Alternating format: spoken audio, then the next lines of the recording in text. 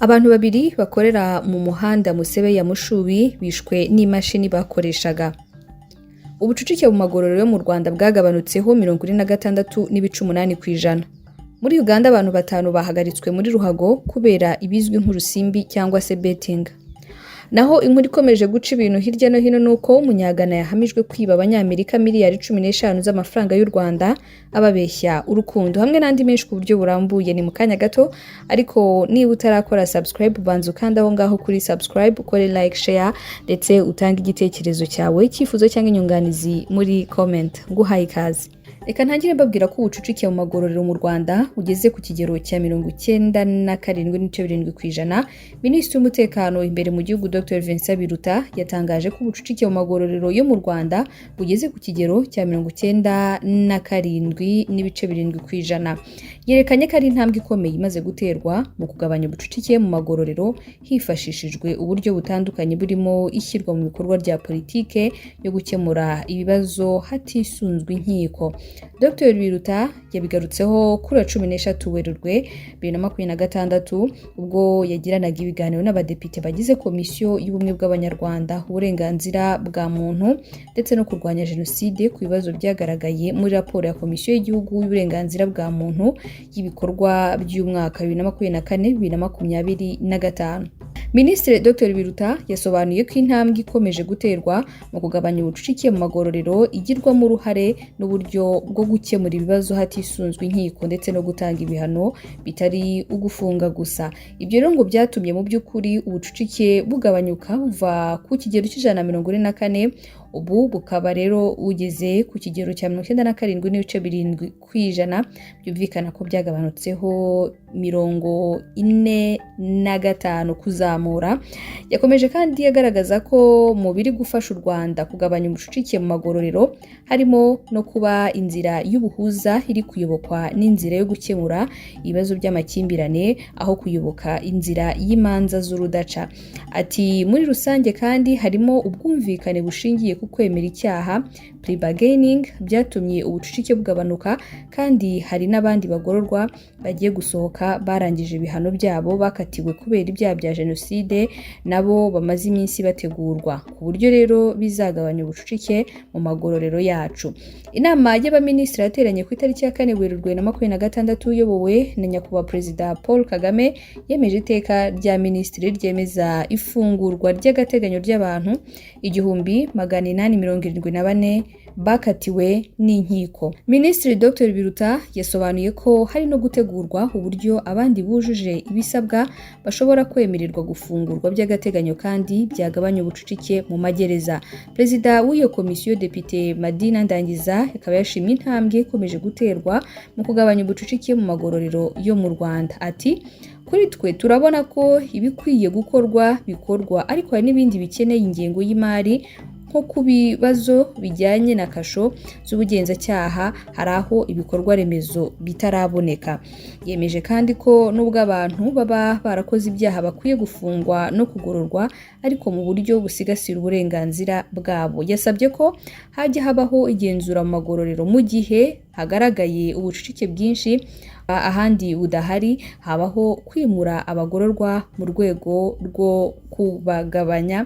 Ibyo rero ni byatangajwe kuri uyu wa gatanu. Reka noneho dukomeze ku nkuru idasanzwe y'umunyagana wahamijwe kwiba abanyamerika miliyari 15 z'amafaranga y'u Rwanda ababeshya urukundo. Leta Zunze Ubumwe za Amerika zatangaje ko umunyagana witwa Derek Van Yeboah waruzwi nka Van yahamijwe ibyaha byo kwiba abanyamerika miliyoni 10 z'amadolari arenga miliyari 15 hafi 13 z'amafaranga y'u Rwanda binyuze mu bushukanyi bwitwaje urukundo.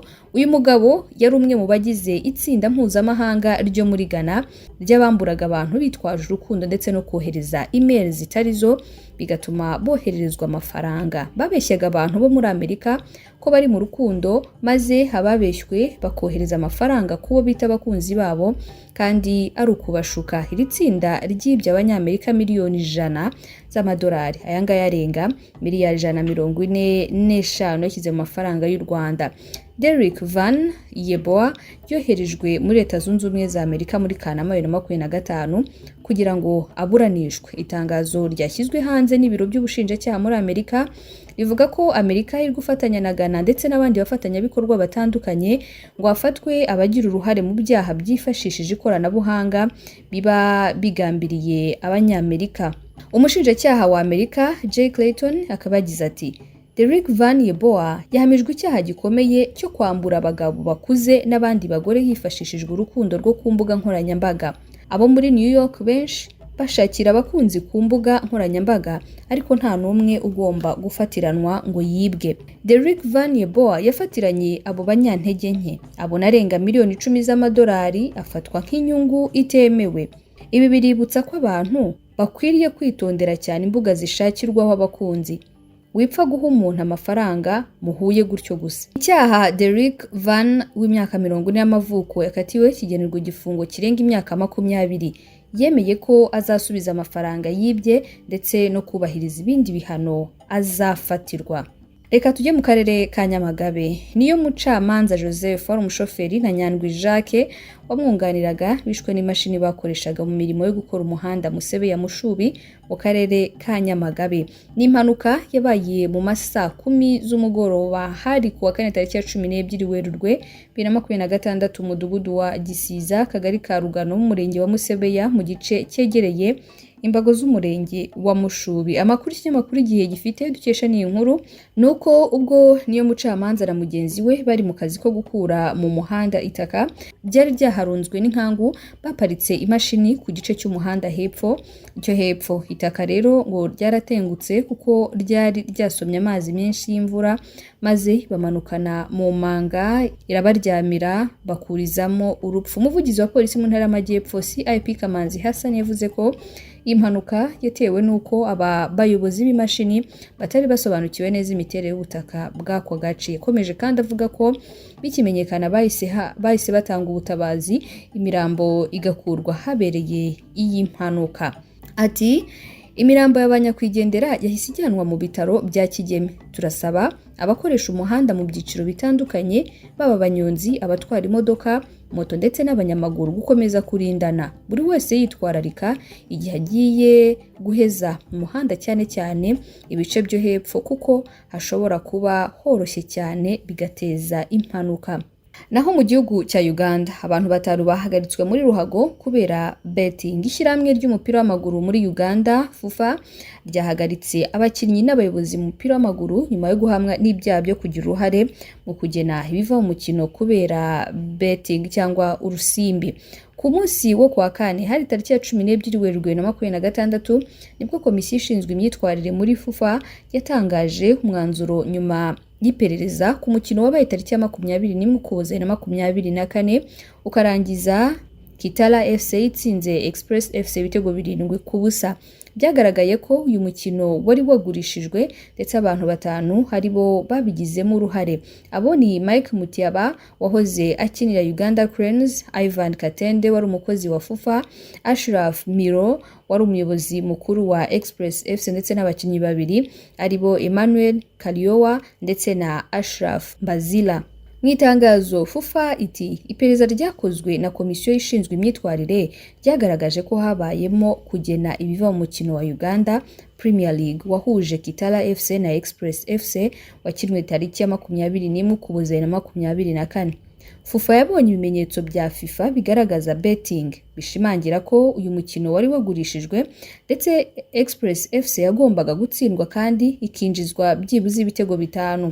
Ibimenyetso kandi byerekana ko Mutiaba Mike uri mu banyabigwi umupira w'amaguru muri Uganda yakoranye na Katende Ivan begera umuyobozi wa Express bakora betting kuri uyu mukino babinyujije mu kigo cyo muri Tanzania. Icyo gihe Katende yagombaga kubona miliyoni nyinshi nubwo hatigeze hatangazwa umubare wazo, ariko ntizamugezeho kuko amafaranga yahagaritswe nyuma yo gusanga hari iperereza riri gukorwa kuri ubu buriganya. Mutiaba niwe wegereye abakinnyi 2 ba Express FC aribo Emmanuel Kaliowa ndetse na Ashraf Mbazira abasaba kwitsindisha kuri uyu mukino. Naho mu makuru agezweho bikomeje kuvugwa hanze nuko indege y'igisirikare cya Amerika imaze kugwamo abantu 6, abandi bantu 2 bari mu ndege ya Amerika yahanukiye muri Iraq nabo bapfuye nkuko byemejwe n'ubuyobozi bw'ingabo za Amerika muri Aziya. Indege yo mu bwoko bwa KC-135 yahanutse mu ijoro ryo kwa kane. Amerika ivuga ko ari impanuka, Iran ikavuga ko yarashwe n'abarwanyi bayishyigikiye bakorera muri Iraq. Abantu 6 barimo umupilote n'umwungirije ndetse n'abandi bari muri iriya ndege itanga amavuta ku ndege z'intambara ziri mu bikorwa bya gisirikare byiswe Operation Epic Fury, bose bapfuye. CENTCOM ivuga ko hagikorwa iperereza ku cyateye impanuka. Urupfu rw'abanyamerika 6 rwiyongereye ku rw'abandi 8 bamaze gupfa kuva intambara yo muri Iran yitangiye, gusa umwe Amerika yavuze ko yishwe n'indwara. Aha rero niho dusoreje amakuru twabateguriye. Ni amakuru aramutswe yavugwa mu binyamakuru muri iki gitondo. Nkwibutse gukanda aho ngaho kuri subscribe, ukore subscribe niba utarayikora, like, share ndetse utanga igitekerezo, icyifuzo cyangwa nyunganizi aho hasi muri comment. Dusubire mu yandi makuru haza kubagezweho.